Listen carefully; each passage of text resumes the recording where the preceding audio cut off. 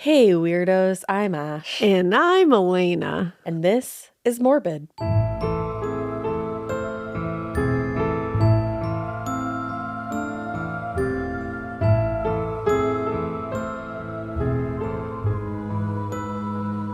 This is Morbid. I kind of said my name weird. I was like, Ash. It sounded like I had really big veneers in. This is Ash. This is Ash. This is ass, you This guys. is ass. This is ass, you guys. Ooh. No, we wanted to start out again. I don't know when this comes out. That's going to be a running theme for a few months. I don't know when this is going to come out, but we just wanted to say to everybody in the LA area, Yeah, we're so sorry. that we are so sorry. And it is literally the scariest thing to watch from the other side of the country. I can't imagine. I can't imagine being there. It's so apocalyptic It looking, is. and it must feel that way to lose absolutely everything. Yeah. And then to see firefighters are just on another level. Yeah, they truly are. What? And to see them stacking up photo albums like I was that. just going to say that. It's gut-wrenching. It truly is. But And it to looks think that's like all some people are going to have left. it's a badass community, though, it looks like, because It everybody's really absolutely is. pulling together and hopefully, rebuild and get it all back to where, some semblance of where it was. Yeah. We're going to try to do something to Yeah, help. we're working on We're just something trying right to- now. We just don't want to say Yeah. anything before, We get the, we don't want to the say anything A-OK. too preemptively. We're going to try to do something, but we just wanted to tell you guys, we're thinking of you. We love you. We work with a lot of people in LA. We have friends in LA. We have loved ones there. So, we're thinking of you. Yeah, we we're love sending you. you good vibes, and we're sorry. We are. I'm sorry that you're probably hearing this so late. Yeah, I was going to say, and I'm sorry if this sounds weird coming weeks later, but we're still thinking of you. Yeah, we just wanted to say something Yeah. anyways, no matter Just so how you know.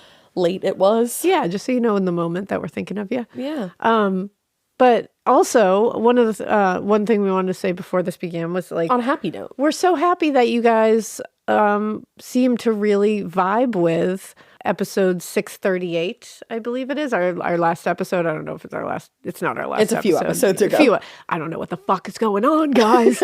I just know that you vibed with an episode. You vibed with the episode, The Crash of Uruguayan Air Flight 571. That was a great story. It obviously was yeah. gut-wrenching, but I think people really liked the survivalness of it all. Well, and it seemed like you guys were first of all, thanks for saying that was a great episode. That I think Dave did an amazing job with the research on that episode.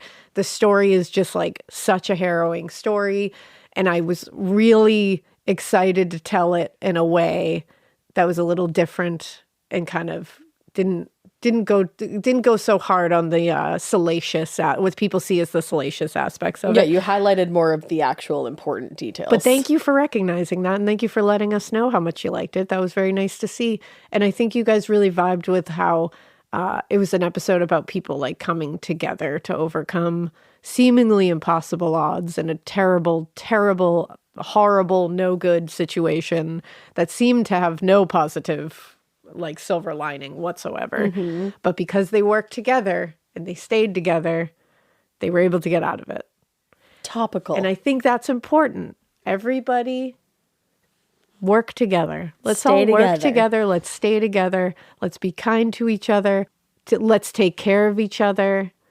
And Lean on each other. Lean on each other. That's all. That's all we're saying. We're not going to get into a big thing. I'm just saying, let's all just work together here. Yeah, definitely. Because look at what terrible situation these people were able to get out of just by never giving up, never laying down and accepting what they thought their fate was. No and matter working how together. hopeless they felt. Insurmountable the odds seemed. The word insurmountable is just popping up in my life a lot lately. Really? And I just love it. It's a great.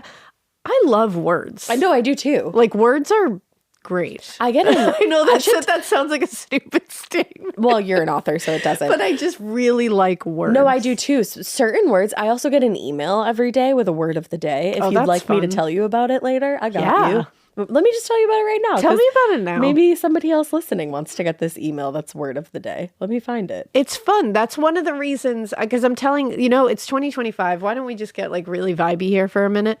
Because it's going to get really dark in a couple minutes. But 2025, guys, read. read a lot of books. Get off of social media. Get off of the doom scrolling. It's turned into kind of a shitstorm on there anyways. Yeah. Read some books. I'm telling you, you're gonna, like, once you get in the vibe and you find a genre you like, or you find like an author you really like, or just a vibe of book you like, you're gonna come out of each book being like, fuck, I learned something. Yes. 2, I felt shit. And 3, you're gonna know different New words. info and different like words. you're gonna come out of there with some vocab. It's fun. Excellence. And that's fun. And then you that's feel what like the world Ty, needs. and you just get to drop a new word. Yes. I love it. If you can't find me on Instagram right now, I ran for the hills. I am not on Instagram anymore. Just unplug. I don't know. You know, I might go back. I might go back. I don't know where I just went with that. I might go back at some point, but it didn't feel great. Yeah. And I was following people that I didn't make the choice to follow. So that was weird. That's a thing. So, but you know what? This new year, I think, like, we all, like, especially in the pod lab, I feel like we all, and actually in this house, because, like, John was that way too, we all had these, like, just thoughts of, like, you know what? I'm unplugging. Yeah. I'm taking a step back from all this, like, you know, internet, social media, hailstorm that's happening, and just, like, enjoying the small things more. Life. And I think everybody needs to And do grass. that a little bit. And grass. I'm gonna go touch it when the snow melts. But it gives you more time to do things that make you happy and actually feed you. And speaking of things that make us happy, back to words. Hell yeah. Today's word of the day is, I don't know how to pronounce it yet. I haven't listened, but it's bringing me to another place. Hello. It is sedulous. Ooh. And that means showing dedication and diligence. It's an adjective. Is it sedulous or sedulous? It's sedulous. Oh, okay. I've never heard that word before. Sedulous. Sedulous. What is this outlet that's sending you these words every day? Because maybe people want that. Word daily. That's very easy to remember. So word daily, I guess, Word if daily. you want a word of the day. Things like that. They're going to so make it fun. That's the thing. The internet can be great. And these are the things that the internet is great for. Let's find the great thing. I love it. Yeah. So yeah, that was a lot of, good stuff. Yeah. And here's a lot of bad stuff. I'm sorry. We're on part 3. So the good news is this is the end. We get to see Rodney piece the fuck out, go to jail, and then eventually die, which is awesome. He's going to shuffle right off this mortal coil. Get the fuck off this coil, we Rodney. were all behind him pushing him off. Bye. Bye. So, quick recap of part 2 for you. Rodney ended up serving less than 3 years for the attack on Tali Shapiro, which Disgusting. is fucking insane. And he was back prowling on the streets in no time. Shameful. With zero regard for being on parole. He had no regard for being on parole, and parole had no regard that he was on parole. Which I think is why he had no regard for being on parole, because if you don't see the parole people having any regard, you're like, why should I? There was just no regard to be found. Yeah, the regards were in short supply back then, I think. Regard was not in the room with us or anyone. No one could find it. In between brutal attacks and murders, he made his appearance on The Dating Game, which we've talked about a couple times. Horrifying. He left his lasting impression on Cheryl Bradshaw there, and even another contestant, one of the other bachelors. And if you look at him in those clips, Dead. They were right on target. Dead in the eyes. You look at him and you're like, gross. Mm-hmm. There's something just gross about him. Skeevy. Yeah. And finally, he was apprehended yet again, where he actually confessed to assaulting and raping a 15-year-old, Monique Hoyt, who bravely escaped and told police everything that happened to her. Yet for some reason, he was released on a ridiculous $10,000 bail instead of the prosecutor's $50,000 request. So his mother posted that bail, and again, I feel like I've said this 400 times throughout this series, Rodney was back out on the streets. Yep. Insane. Yep, we're still really short on the regard. No regards. So a few weeks later, after he posted bail and was back home with mom, he gave his notice to the LA Times where he was working, remember? Oh, yeah. So effective May 12th, he would be unemployed, and he told his employer that he wanted to focus on his photography, and he was actually thinking of moving up north. Yeah, he's an artist. Yeah, an artist. It's not that he's, facing serious jail time or anything like that. No, just artist. While Rodney was finishing out his last days at the Times, 21-year-old Jill Barcomb was settling into her new apartment in Burbank. She's super excited just to start her new independent life. A few months earlier, she had started a job as a computer key punch operator. She was making good money. She had everything going for her. She was just really enjoying like I said, being out on her own, her independence. On June 13th, Jill's sister Dee Dee called to find out what Jill was doing that night, if she wanted to hang out or something. But Jill said that she had a date to go to a Dodgers game with Dan Brady. And Dan Brady was somebody that she had known since high school, so this wasn't crazy. But the next morning, Jill's friend Kathy waited by the phone to hear about the date. She was anxious to hear how everything went. They called each other to check in before work almost every single day. But Jill never called, so Kathy thought it was a little bit weird, but she assumed, maybe Jill just went into work earlier that morning, and I'll check in with her later. Yeah. But hours later, nobody had heard from Jill, which was very out of character, and her friends and family were starting to get pretty concerned. So, not content to just sit around and wait to hear something, her friend Janet Jordan went straight to Jill's apartment to check on her.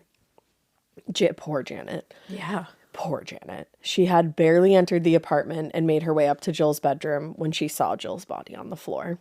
She was lying face up, she was nude, and she had been beaten severely. Janet just ran out of there and ran to the closest phone to call the police.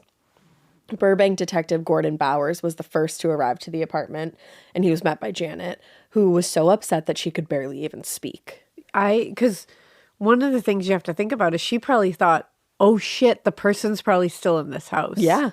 Like the range of emotions and fear you would feel. Oh, yeah. There's immediate fight or flight, and flight would absolutely kick in. So she was so upset she could barely talk. Additional officers arrived a few minutes later. And the first thing they noticed was that, and this is so fucking terrifying and creepy, the screen on the window facing the courtyard at her apartment complex had been cut vertically and horizontally, making a large hole so that like a person could fit through. Oh. Could literally just like open it up, spread it aside, and just get right in. Holy shit. And then they also noticed that the light bulb in the stairwell leading to Jill's door had been unscrewed. What the fuck? That's like Strangers. Literally the Strangers type shit. Inside the apartment, nothing appeared to be out of the ordinary, obviously, aside from Jill being dead in the apartment. Her purse lay on the table next to her Dodgers ticket stub and program, and nothing seemed to be missing, though. The medical examiner confirmed the obvious. Jill had been violently sexually assaulted. She was beaten. She was strangled. There was severe trauma to her nose, cheeks, her teeth, and even her head. And there were visible ligature marks around her neck, which were caused by the cord from an electric blanket that had been twisted around her throat. He is so fucking, brutal. He's just so violent. Yeah. It's the beating. And a lot of times it doesn't even seem like he came with something to strangle people with. He just finds something nearby.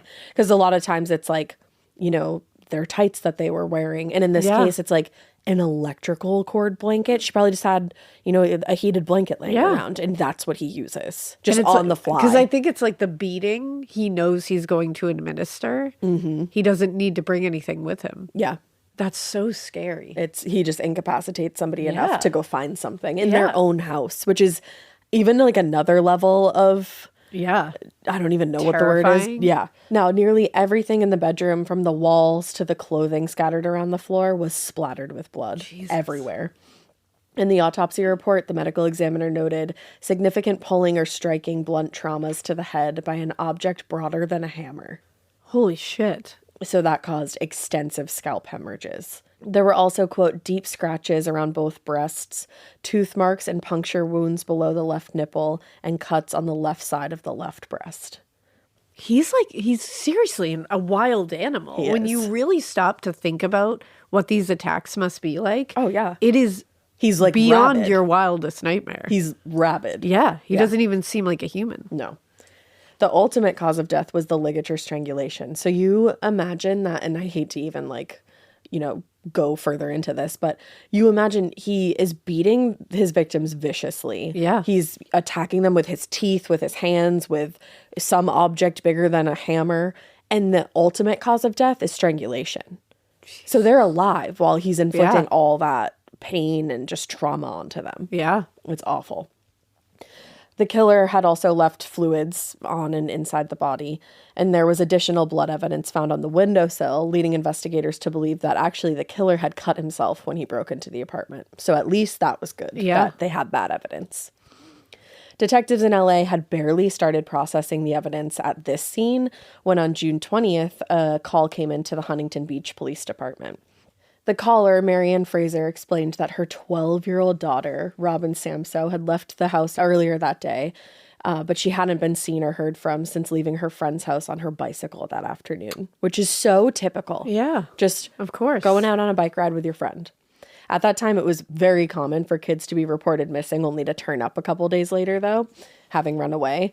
But in his statement to the press, Lieutenant Bruce Young told reporters, Robin is a, quote, very dependable child who had no history of being a runaway and had never been in any trouble of this nature before. Yeah. This was not like her.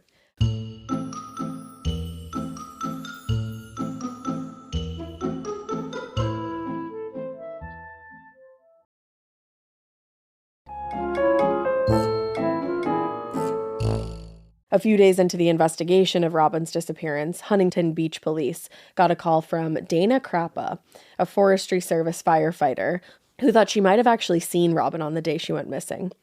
According to Crappa, she was on her way to work that afternoon, and she was driving up Santa Anita Canyon Road when she saw a Datsun F10 station wagon parked at a local turnout area. And she remembered the car because she had actually nearly collided head-on with a similar vehicle a few days earlier. Oh, wow. Which was weird. As she got closer, she said she saw a dark-haired man forcefully steering, quote-unquote, a blonde girl into the woods toward a dry riverbank. She said it was less alarming than it was unusual. So I was like, I feel like that would be... How is that not alarming? I feel like that would be both alarming and unusual. Yeah. So she kept driving, and she ignored what she saw. It had completely left her thoughts by the time she reached her destination. That's wild. And it wasn't until she saw the notices about the missing girl that she remembered the incident. At the time of her phone call, police had just reported that they were, quote, no further ahead in the investigation than they were a week ago. So the call from this forestry firefighter was the first real lead that they had. Lieutenant Young described the suspect as a, quote, man in his 30s, 5'11" to 6 feet tall, with collar-length, dark, curly hair. The description of that man seen by Crappa matched those given by Robin's friends, who actually said a man had approached them earlier that day on the beach and asked if he could take their pictures. Ugh. So all of the description of him, the man that Crappa saw, and the description by Robin's friends all are lining up. Yep. On July 2nd, William Popke, a member of the Forest Service spraying crew, was clearing brush near the Chantry Flat campground near the Sierra Madre foothills, and he came across skeletonized human remains that were scattered across the ravine. According to his report, and this is a little brutal, the skull was separated from the neck and the lower teeth were fractured. It almost looked to him like the individual had been struck in the face with a hard object. Oh, God. And she was 12. 12 years old. When the medical examiner arrived to remove the body, he noted that the left foot and quote-unquote, portions of the hands were missing. Jesus Christ. Yeah. By the time the body was discovered, the scene had been thoroughly trampled by wildlife, so that was going to explain some of that.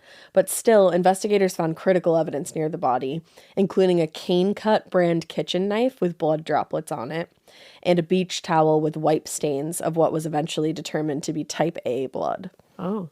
Nearby, there was additional blood evidence found among a pile of rocks and leaves, but there was no clothing found at the scene other than one tennis shoe that bore the name Robin on the inside. Oh, God. Just one tennis shoe. The name in the shoe prompted investigators to check dental records of Robin Samsoe, which would end up being a match for those remains. That's fucking terrible. 12 years old. 12 years old. The medical examiner would later conclude, actually, that the most likely cause of death in Robin's death was stabbing. Holy shit. Yeah.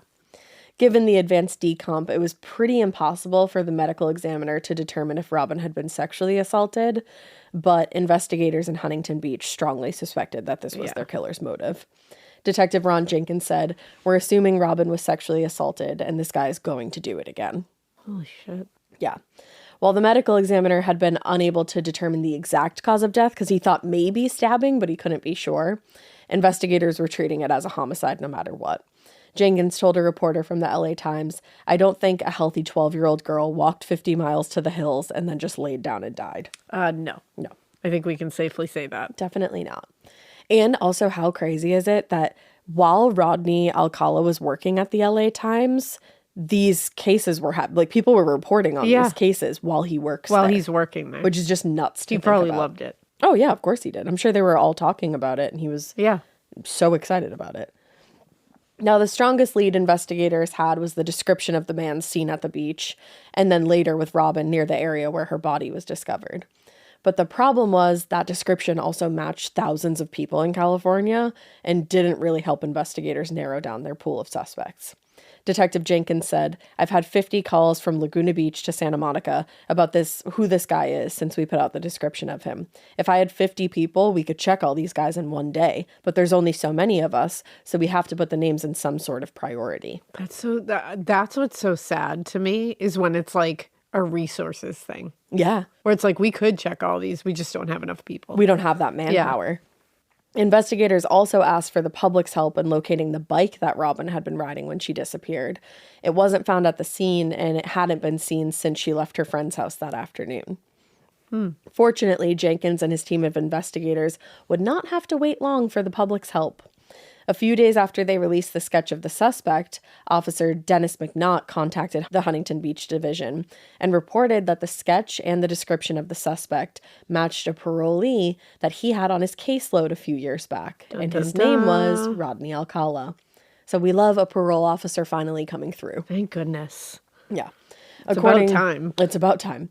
According to McNaught, Alcala had a history as a child molester and a, quote, known penchant for prurient photography of children. Jesus Christ. It's disgusting. He's a fucking monster. And not only that, but he strongly resembled the sketch that police had released. And it turned out that Officer McNaught was not alone in his belief. A few days later, Donald Haynes, which if you remember that name, he's the Good Samaritan who reported the assault on Tali Shapiro.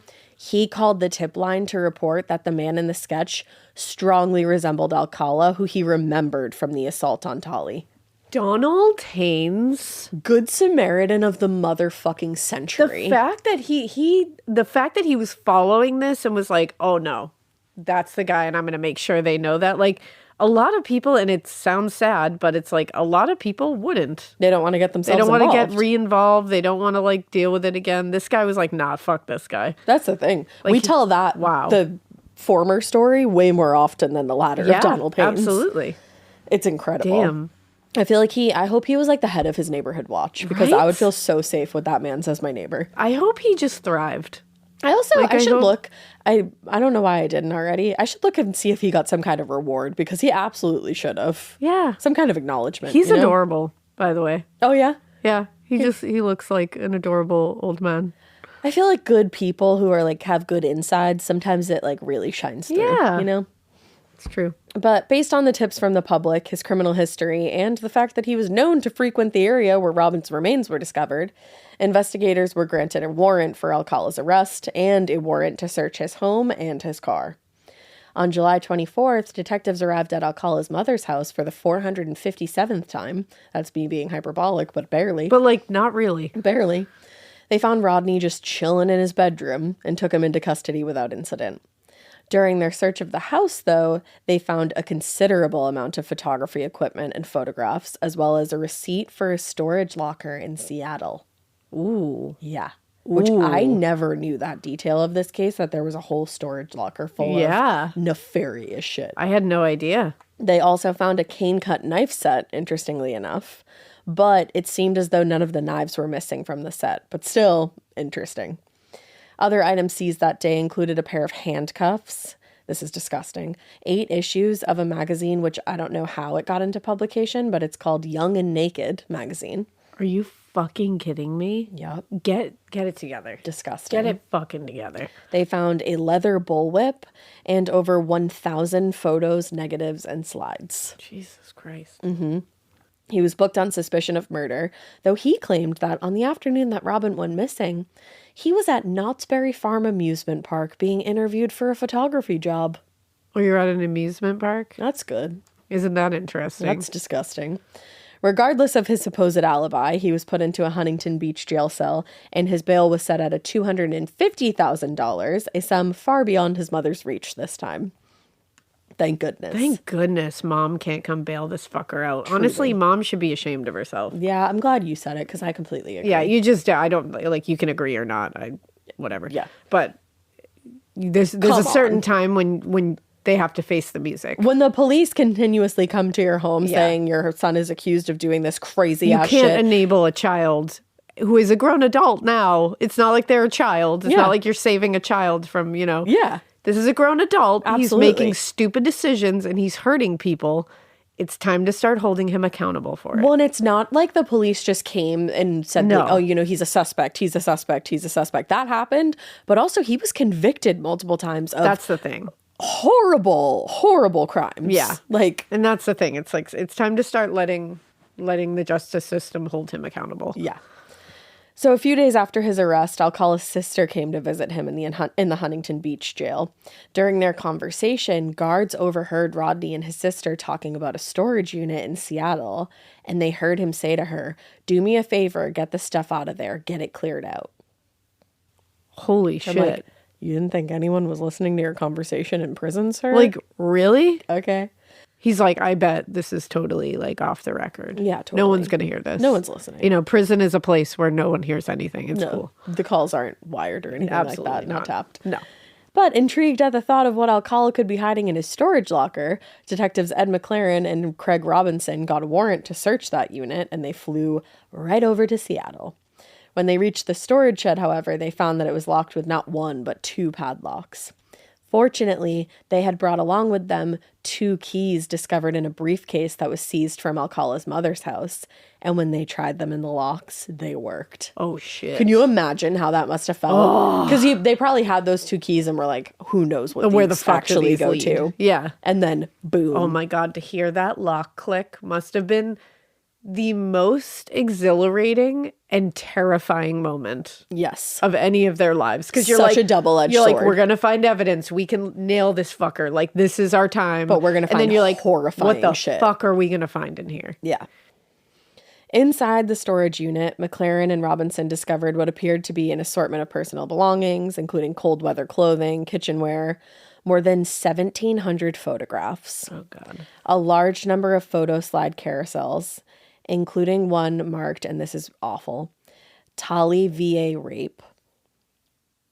I am so glad that this fucker died. Same. And I hope it was so painful. Awful. I Same. hope it was an awful death. I hope he felt every second Yep. of every horrific feeling one could possibly feel. I hope Rodney Alcala got the same kind of experience that Angelus had on Buffy, Yes. where the soul suddenly hits and every bad thing you've ever done rushes. Like, I hope Yeah. he had to feel every bad thing he's ever done. Yeah.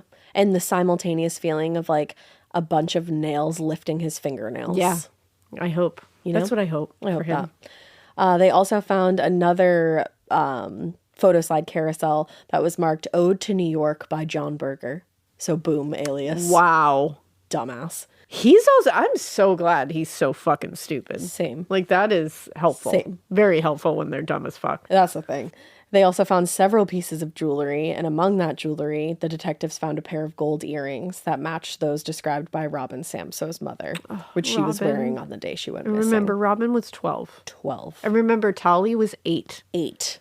Like Do do not I'm forget not that. taking away from the young women that also lost their No, lives. there was It's just like, 15-year-olds. man, he really hit every age group. He had no... Actual profile except for woman. Exactly. Yeah. And he liked Woman young or girl. women. Yeah. He's disgusting. On July 26th, he appeared in municipal court where he was arraigned on charges of kidnapping, lewd or lascivious acts upon a child under 14, first-degree murder, and robbery. He pleaded not guilty to all charges, and a preliminary hearing was set for early August.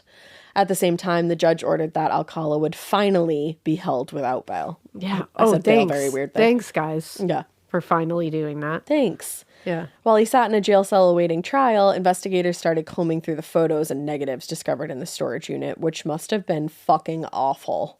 It takes, I don't think we think enough, like the average person, about the kind of shit that the people who go to these crime Detectives. scenes and detectives have to see Yeah. and have to comb Crime through scene and then have to analysts. just place aside and move on to the next one. Like, these people have to comb through stuff like that and then go eat dinner with their family. Yeah. Like, they have to see these awful pictures of an 8-year-old girl being assaulted. Yeah. And brutally, like harmed and attempted to be murdered. And then some have to go home and see their child. Yeah.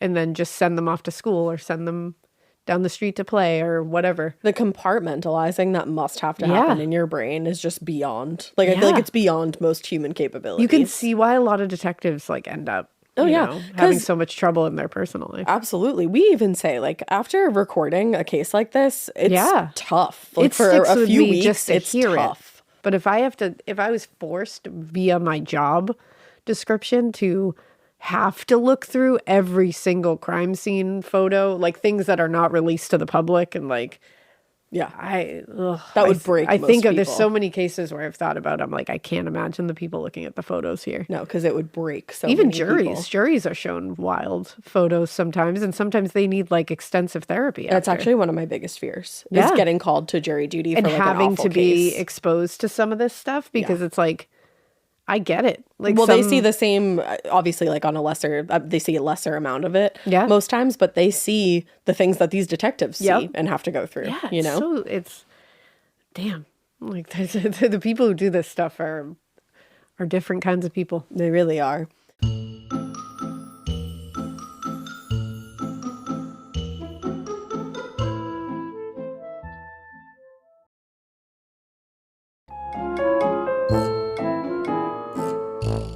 Well, the photos contained a large number of young women investigators had never seen before, who they believed that Alcala had been stalking throughout the years. So he was also a stalker, which course is he was. fucking terrifying. Which is the least shocking thing in the world. Truly. They also discovered a photograph that appeared to have been taken at Huntington Beach on the day that Robin went missing. So there went that alibi. Yep. Yeah. There that goes. So the image was actually published in papers across California to be like, hey, who is this woman? Do you have any information? Detectives were contacted by Lorraine Watson, who was the young woman in the photo, and she confirmed the day that the photo was taken, effectively undermining his claim that he was at a job interview that day. What a dumb shit. Truly. And What just a dumb shit. the detective work there to be like, maybe we can track this girl down. Like, if That's you're the this shit girl, that contact blows us. my mind. When they can It's get awesome. that stuff done, I'm like, hell yeah. It's awesome. Yeah. Rodney Alcala's trial was delayed multiple times as the defense filed one motion after the other to get testimony and evidence suppressed, most of which were unsuccessful, luckily. And the trial finally got underway in February of 1980, with Deputy District Attorney Rich Farnell acting on behalf of the state and John Barnett working on behalf of Alcala. The state's case was pretty straightforward. Alcala had met Robin Samsoe on or near Huntington Beach on the afternoon that she went missing, and he had taken her up into the mountains, stopping at marker 11, where he sexually assaulted and murdered her. Ugh. In support of that theory, they called several witnesses, including the 2 teenage girls that Alcala had approached with his camera earlier that day. Another young woman, Lori Wirtz, also testified that Alcala had taken her photo on the beach that afternoon. So he was just... Yeah, he was just out there. prowling on the beach, taking pictures of everybody he possibly could. And all of these women undermined his alibi, which was perfect because now the jury is listening. Yeah. Those witnesses helped to place him at the scene, but the state's most significant witness was Dana Crappa, that firefighter who saw Alcala with Robin on the afternoon that she was killed. Unfortunately, while she did appear in court to testify, her testimony was a major revelation to both the prosecution and defense, who were not expecting the story she told, because it was quite different than what they had both originally heard. Oh, Lord. Initially, she had testified that she had seen Alcala and a young blonde girl headed into the woods on the night of June 21st, and that was her extent of involvement in the case. But since Alcala's arrest, she had become uncooperative with police and was very cagey about the testimony that she had given in previous hearings. At a hearing in February 1980, Alcala's defense attorney, John Barnett, pressed Crappa about the truthfulness of her statements, and that's when she started telling a very different story than anyone had heard. Interesting. According to her, she had seen Alcala on the day of the murder, just like she had told investigators, but there was a great deal more to it that she hadn't said. It turned out that just a few days later, on June 25th, she returned to marker 11 where she had previously seen Alcala. She said she parked her car, but she left the engine running, and she walked a little way up the trail to investigate. She said she hadn't made it very far when she noticed a foul smell in the air, and a few feet away she saw various pieces of clothing, including that tennis shoe, a pair of shorts, and a t-shirt. And remember, they didn't find any clothing at the scene. A few feet away from the clothing, she said she spotted a body. She said, quote, "It was missing the hands and the feet. It was pretty cut up on the torso, arms, and legs. It was bloated like an animal gets when it sets a while."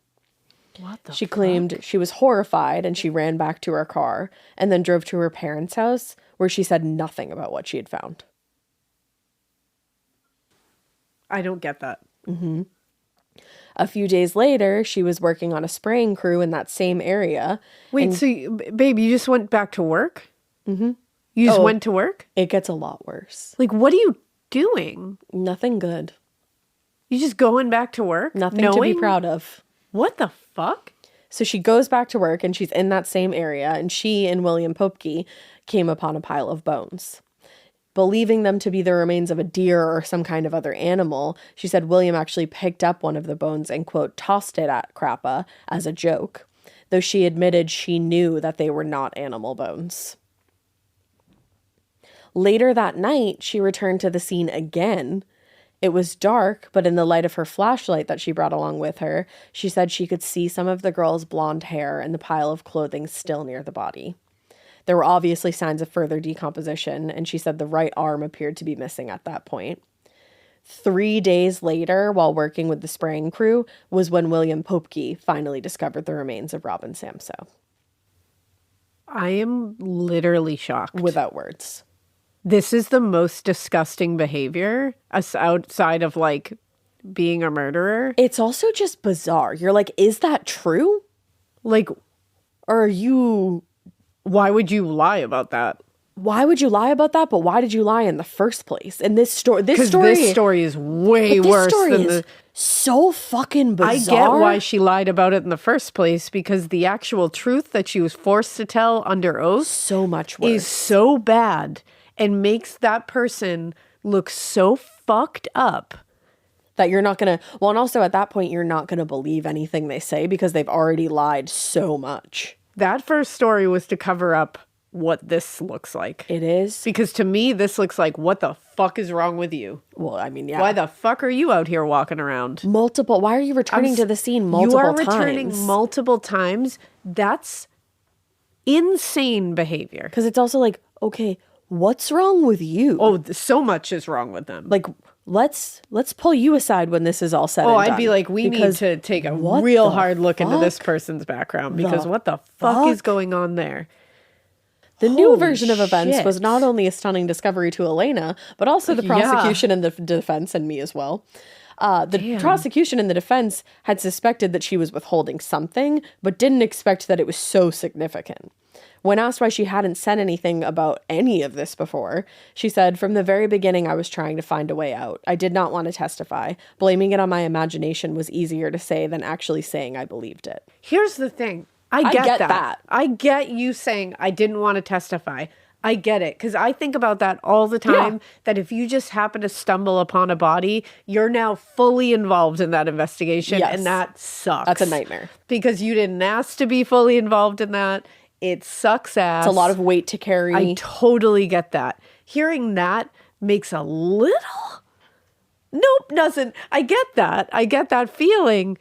Still doesn't make sense. You still have an obligation as a fellow human. You just do. Yeah. I know it's gonna suck, but you have a fucking obligation as a fellow human. Well, that's as you see blonde hair. This is a 12-year-old, and you know that a 12-year-old girl this is a child. Like, and you can think tell. you saw her. That's the other thing. You thought you saw them. So it's like you saw her alive. That's and fucked. Now you're just going to work and going home and acting and letting your fucking coworker throw her bones about. That's the part that I'm like, okay, as soon as that happened, you should have called the police and been like, we thought this was animal bones, but I don't think it is. Can you come out here and check? And that's the part where it would have been like, okay, you fucked up, but like, you were scared. When it gets to the point where it's like, I saw something, I didn't say anything. And then I saw another thing and somebody threw something at me and I didn't say anything. And then I went back a third time and I still didn't say anything. And then I decided maybe I should say something. Here's the other thing too. Again, I understand not wanting to have to testify and not wanting, being thrust into the investigation like that, I can't imagine. I've never stumbled upon a dead body. No, and hope to never. Why did you keep going back to it? If you didn't want to be involved in this, why the fuck did you keep going and looking at that body? Because you involved yourself. That's the part and that's to me, that tells me that you're fucking curious and you don't know. Like, there's something wrong here. That's not somebody who doesn't want to be involved. The only thing that I can think of is that she thought that her imagination was playing tricks on her, and she's like, "Is this a human? Is this a human?" But it's like, babe. Call someone. And it is. You don't need to go back 4 different times and smell that smell to know that you're looking at a human being. Let's be real. It's just, and to like bring a work crew out there. That's the thing. It's just, I don't know. Again, I can get down with you with the feeling of being scared to have to testify and be involved in the whole thing. What you did is fucked up beyond measure, and I can't understand it. No. So that's that. Damn, I didn't see that happening. Yeah, no one did. Holy shit. Her decision to reveal the truth was a major blow to the prosecution, because it called into question the credibility of her testimony, which was the key to the prosecution's case. So everybody's stunned. Another important witness for the prosecution, Robert Dove, had similar credibility problems. He was an inmate at the Huntington Beach jail where Alcala was held pending trial, and he testified that during his time there, he overheard Alcala discussing Robin's murder and boasting about his chances of an acquittal. This inmate claimed he heard Alcala tell another inmate, "No one's seen me take her," and added that he didn't stab her, but he, quote, slapped her unconscious. Jesus Christ. Which is just so brutal. Yeah. He also told the inmate they, quote, would never convict him without the, quote, film and the bike, and they would not find the bike. So that's interesting. This guy. Although the credibility of those two key witnesses, was weakened under cross-examination, the prosecution was handed a major victory when the judge allowed for Alcala's previous arrest record and violent conduct to be brought to the attention of the jury. Thank goodness. Like, that doesn't happen a lot. No, it doesn't. It's kind of stupid. In my opinion, it is. I agree. I know it's like a case-by-case thing. No, I know. In a lot of cases, it's a slippery slope, you know? But in this one, it's like, come on. As a result, though, the entire courtroom was familiarized with the assault on Tali Shapiro in 1968, the kidnapping of Julie Johnson in 1975. If you don't remember, that's from part 2, where he had kidnapped that girl. Yeah. She was on her way to, Julie Johnson was on her way to school, and he forced her to smoke weed, and then the park ranger found them. Yep. And nobody believed that. Nobody believed her. They thought this child was at fault for going with this grown man. And, of course, they were made aware of the recent sexual assault and kidnapping of Monique Hoyt, which he hadn't even faced yet. He was out on bail for all that. Awesome. The criminal history established, obviously, a pattern of luring young girls into his car and then attacking them violently, which is precisely what the prosecutor Farnell argued had happened to Robin Samsoe. Yeah. And it's also just facts. In his closing arguments, John Barnett flatly rejected the prosecution's theory and argued to the jury that Dana Crappa's dishonesty, quote, entirely discredits the prosecution's case. Which, not exactly. I don't think so. No. He said, though, if they couldn't trust the prosecution's key eyewitness, could they really be certain beyond a reasonable doubt that the rest of their theory was accurate? He said, quote, set your emotions aside, set your feelings aside, decide the case on the facts. If we are to be a country of laws, you must acquit, because the prosecutors have failed to prove their burden beyond a reasonable doubt. It's like, that's not actually up for you to decide. That is some, I know it's his job. It's some slimy shit. But that's some slimy ass shit. In this case, I'm not saying all defense attorneys, but in this case, that's some slimy shit. In this actual case, it is horrifying to You're listen defending somebody who was literally and has been caught many times. Multiple times for assaulting young children and women. Like, you're defending a predator, that's a problem. And he's an established predator. And I get it, I know. Somebody needs to defend all the people and all that shit. Yeah. I don't like it in this case. I don't like it in this case either, so deal with it. Yeah. After 2 months of testimony and evidence, the jury deliberated for nearly a day before returning with their verdict, finding Rodney Alcala guilty on charges of kidnapping and first-degree murder. On May 7th, he returned to court for the penalty phase of the trial, and that was when the jury was asked to determine whether aggravating circumstances were such that they warranted the death penalty. During this time, Farnell attempted to establish for the jury that Alcala had in fact killed before. He referred to the 1977 murder of Ellen Hover, where the judge sustained the defense's objections because there was unfortunately never sufficient evidence or a conviction for Ellen Hover's murder, unfortunately. Which is awful.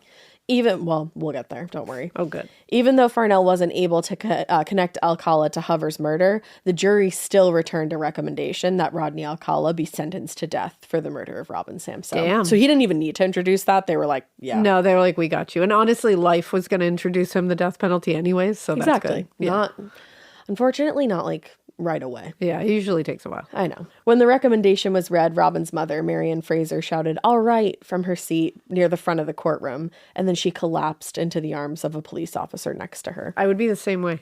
Oh, yeah, absolutely. I would be the same way. That's your baby. That's her 12-year-old baby who went to hang out with her friends and ride her bike around. Yep. Which she should be able to fucking do. Like, everybody knows our stances and all that on the death penalty. I don't need to say it again, but I can say 100%. I would be 100% for it if it was my child. Yep. Not a doubt in my mind. I don't even have kids yet. Not a doubt in my mind. Judge Schwab set a date of June 20th for official sentencing. In between the recommendation phase and the final sentencing on June 20th, Alcala and his attorney, of course, petitioned the state Supreme Court for a new trial. They argued that the evidence in the case, primarily the jewelry and the photos seized from the storage locker, had been obtained illegally and should warrant a new trial. Shut the fuck up. But they weren't. They had search warrants. No, shut up. The Supreme Court, though, rejected the petition entirely, and on June 20th, Rodney Alcala was formally sentenced to death. Bye. But that is not the end of our story. No, of course not.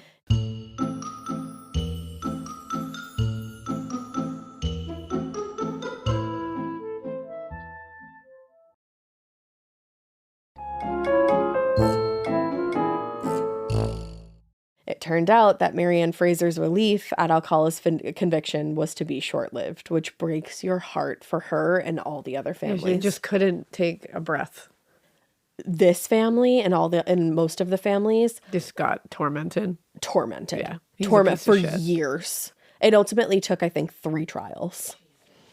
In 1984, Rodney Alcala appealed his conviction to the state Supreme Court again, this time arguing, among other things, that the prosecution had biased the jury against him when they disclosed his past criminal acts. Well, babe, you're a predator, so that's for life, babe. That's the thing. That's for life. But unfortunately, the court justices agreed. Wow. They agreed. In siding with the argument put forth by the defense, the justices overturned that original ruling, and they granted Alcala a new trial. That's dumb as fuck. It is. It drives you insane. So the second trial held in the spring of 1986, so 6 years later. This family had 6 years of, I don't want to say peace because they lost their loved one, but they had 6 years of knowing that this man was behind bars and was going to die for what he did. Yeah, trying to rebuild the pieces of their life for 6 years. Yeah. And then it gets opened right back And then up. boom, it's starting all over again. It was essentially a rerun of the first trial, but this time the prosecution had to leave out his past criminal history. In the end, he was still found guilty of kidnapping and murdering Robin Samsoe. Marianne Fraser told reporters, "I just thank God. Maybe now my daughter can go to sleep for the first time in 7 years. Maybe the rest of my family can go back to life." Oh. During the penalty phase a month later, Alcala pleaded with the jury to spare him the death penalty. Oh, like your victims pleaded with you, probably? Yeah, exactly. You piece of shit. Saying that his record as a model prisoner was proof that, quote, "I'm absolutely harmless. I'm not a threat." You're a child predator, dude? Dig his corpse up so we can all kick him in the nuts. Literally. Like, you're not a line. threat? Yeah, you're not a threat when you're in prison because there's no children there. Exactly, you fucking asshole. But despite his pleas, the jury again recommended the death penalty for the murder of Robin Samsoe. Later, Marianne Fraser hugged the jury foreman and told him, "Thank you, my daughter deserved this," which she absolutely did. Yeah.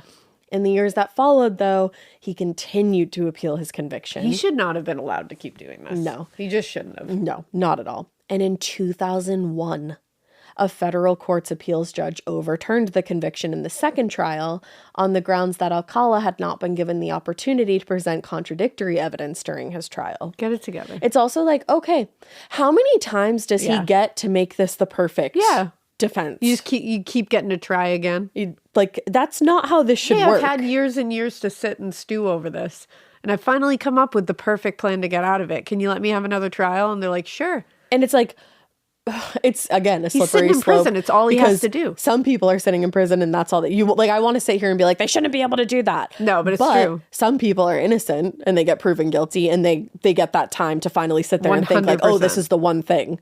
So I can't even sit here and say it's a bad thing. No, it's a perfectly imperfect system. It is. And this is a perfect example of it, our first instinct is to say, fuck this. He shouldn't be allowed to keep doing this.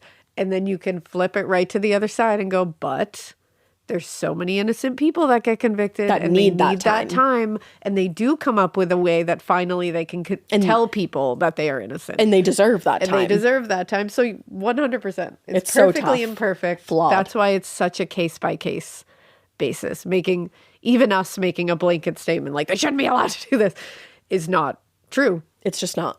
He shouldn't have been able to do this. But I feel like this one guy shouldn't have been able to do this. We are growing and we are not making as many blanket statements. You just got to catch yourself when you make. Or yeah, you catch yourself before you wreck yourself. You have to give a little bit of an amendment when you make a blanket statement. Exactly. I was about to, and then I was like, no, girl, don't do that. Yeah, this specific man. He should not have had the time. Should not have been allowed to do anything. No, he should have. No, nothing. Nothing. But this decision meant that he could be tried a third time for the murder of Robin Samsoe, her poor family. We gotta find a better way. We do. Deputy Attorney General Adrian Denault told reporters, "We are incredibly disappointed. We think the court is wrong and that justice has not been served in this case, because this family is just getting bombarded years and years after they think they finally have peace." Which, the second time around, I'm sure that family, Robin Samsoe's family, was like, should we even rest, or is this going to happen again? That we're going to have to go through this all again? And then boom, they had to go through it all again. Oh, it's awful. While the district attorney's office may have been frustrated by the court's decision, by that time, remember it is now 2001. Oh, yeah. Major advances in science and technology had allowed... Babe, they have some DNA. That's the thing. Had allowed for the testing of DNA and those blood samples that I mentioned. Open it up, babe. Now they could pinpoint that with surprising accuracy. And in 2003, a recently collected sample of Alcala's saliva was matched to samples taken from Jill Barcomb, Georgia Wickstead, Charlotte Lamb, and Jill Parento's cases. Oops, all that time sitting around didn't get you to realize that they can now nail you to the wall even better than they could before. In fact, beyond a shadow of a doubt now. Mm-hmm. That meant that in addition to retrying Alcala for Robin Samsoe's murder, the district attorney could also now prosecute him for those additional murders. I love that. So then he was like, oh, I'm innocent again. And then they were like, oops, now we can actually get you for more. You fucking thought. In the words of Balin, you're done. You're done. This time around, the prosecution had more than enough evidence to convince the jury, including the DNA evidence, bite mark impressions taken from the victims. But unfortunately, the families present at trial would have to endure Rodney Alcala serving as his own fucking attorney this time. Come on. Also, some of the things that he was allowed to do while representing himself will boggle your goddamn mind. Those are things that do need to look at. Absolutely. Be looked at. I think there's a lot of instances where it becomes their own personal kink. Yes. And it's allowed to be like displayed and the fact that they are doing it in front of the victims' families becomes part of their kink. Yes. And it shouldn't be allowed to be done. 1 gajillion%. Yeah, there needs to be some safeguards on those for sure. And unfortunately, again, it's like a case-by-case basis because the judge gets to decide what happens. Yeah. In this case, I'm like... You're like, what are you doing? I'm like, tap, tap, is this thing on? Oh, God. Hello? So on March 9th, 2010, it took an Orange County jury less than an hour to find Rodney Alcala guilty on all 5 counts. After the verdict was read, one juror told a reporter, he's a monster. He's not a human being. 100% truth. Hear to that, my friend. Before the jury announced their sentencing recommendation, though, Alcala again asked that he be spared the death penalty, and actually at this point wanted to be granted clemency. No. You good? You good, bro? He said, let me put the death penalty in perspective for you. If you desire to join in the killing of a human being, you and the families of all the victims will have to wait at least 15 to 20 years while the case slowly churns through the appellate process. What? Are you really trying to be like, let me explain it to... Are you trying to mansplain the death penalty to everybody? It's like, yeah, we know. People will wait 20 years to see We'll you wait die. to see you with die. bated breath. Yeah. He also, at this point, was allowed to play Arlo Guthrie's Alice's Restaurant, specifically the verse where he sings, I want to kill, I want to kill. I want to see blood and gore and guts and veins in my teeth. Eat dead burnt bodies. I mean kill, kill, kill, kill. Why? Why are you letting him do that? Why? In front of victims' families, too? At all. But in front of Ever. victims' families? What? Who know what happened to their loved ones? That's the thing. And he was saying, if you're going to inflict the death penalty on me, you're the same as I am. Wow. So let me play this song to show you who you guys are and apparently who I am. Which you shouldn't be allowing a convicted killer and child predator to be talking to people that way. No. You just shouldn't. They shouldn't have the To be podium talking to to be saying people, that shit. period. Yeah. At but all. to be sitting there being like, let me preach to you that you're the same. Nah, babe. And also, are you not just proving the prosecution's case? You literally just called yourself a killer. Yeah. You're saying you're no better than I am. Yeah. So you're saying you're a killer. So you're saying Hello? it's true. Hello? Yeah. He was just an absolute terror to the very last second, but luckily the jury wasted no time recommending to the judge that, hey, they still felt like he should be sentenced to death. And during a separate Please don't penalty ask phase, us again. Yeah, like we're done here. During a separate penalty phase, Tali Shapiro was actually able to speak about her harrowing experience Holy shit. as an 8-year-old girl attacked by this monster.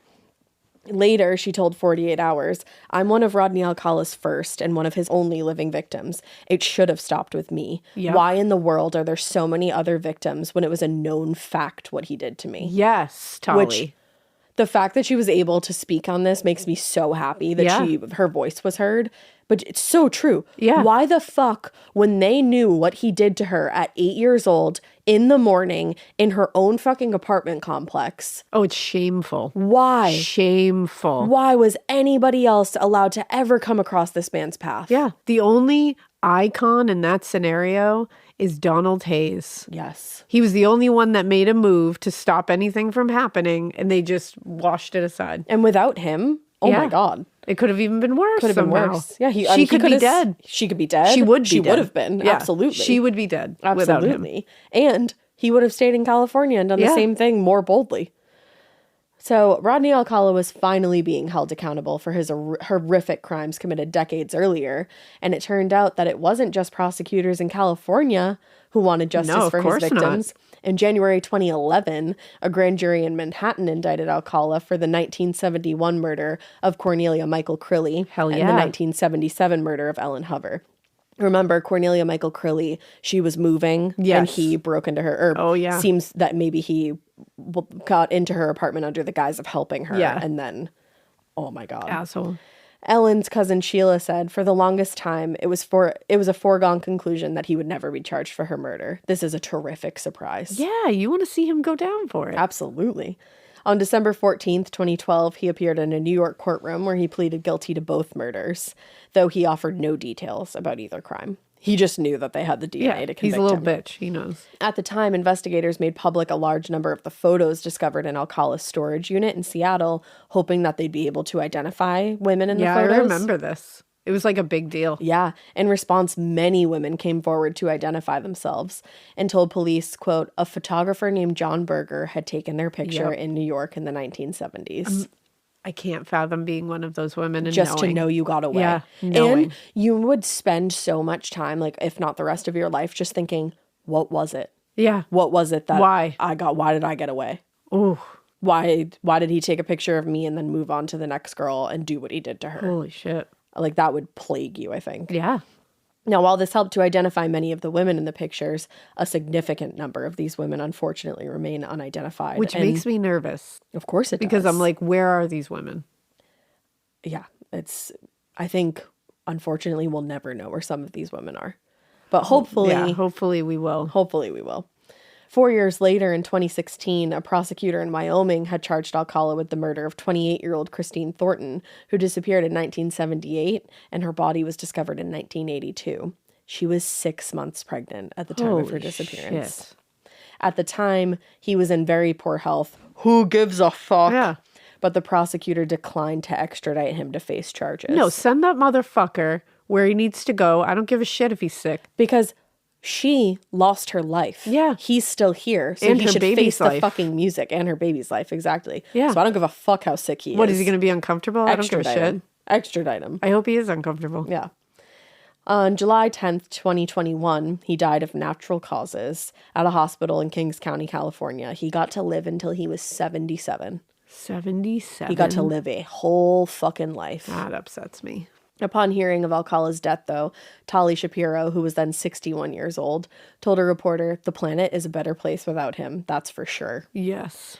Now, at the time of his death, though, he was still suspected of murder by investigators in Los Angeles, Seattle, Arizona, New Hampshire, and Marin County, California. Oh, I'm sure there'll be more things that come out. And so many more cases, I think, will be connected to him because he left DNA at so many of these cases. Yeah, he did. So there's definitely hope that some people will finally have answers to their loved ones' murders. But what a fucking monster. He is one of the worst people that we've ever talked about. Truly. We talk about horrible, horrible, horrible people, and he is up there with the worst of them. I had no idea. I knew he was really bad. I Same. had no idea how bad. I had absolutely no idea. I really didn't. Going into the details, reading some of them, oh my God. Yeah. Oh my God. Like, holy shit. Yeah.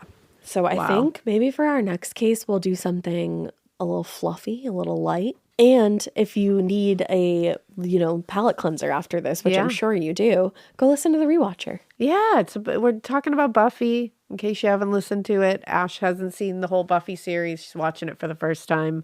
I've seen it a million times. And we have Mikey on there with us, who has also seen it a million times. So we Elena got and Mikey are varying my degrees of Buffy watching this. And we're going episode by episode. I think we're in the 6th season right now, like halfway through. About halfway. And it's a lot of fun. We end up laughing until we cry every single episode. So it's well worth it. A very good palate cleanser if you need it.